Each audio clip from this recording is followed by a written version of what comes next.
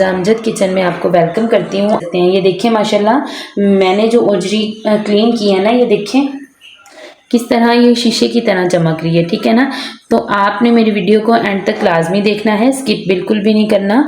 अगर आपको मेरी वीडियो अच्छी लगे लाइक और शेयर करिएगा, और अगर आप मेरे चैनल पे नए हैं ना तो जल्दी से सब्सक्राइब कर लें। ये देखें ये ना गंदी है, इस बहुत गंद है। चलिए अब हम इसकी सफाई करना जो है वो स्टार्ट करते हैं।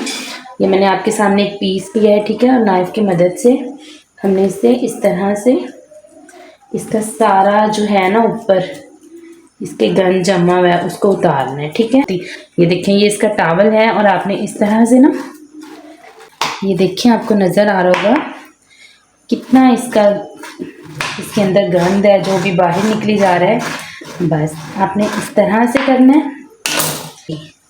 एक पीस हमने साफ़ कर लिया है, इसी तरह से हम सारे पीस साफ़ करेंगे और बाद में इसे डबल साइडेड में रख के और हम इसकी जो है ना वो कट, ये देखें इसके हमने छोटे छोटे इस तरह से पीस करने हैं। सारे पीस में इस तरह से बना लूँगी। लगाऊंगी नमक, ये मेरे पास 1 चम्मच नमक है और 5 चम्मच जो है ना वो बेसन है। ठीक, फिर इस तरह से ना आपने ओजरी के सारा बेसन लगा के इसको बहुत अच्छे से हाथों की मदद से मिक्स करना है।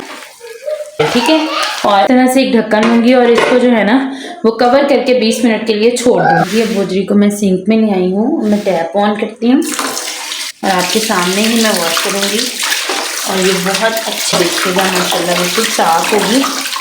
आपने इस तरह से ये देखें माशाल्लाह कितनी ये नीट हो चुकी है ना।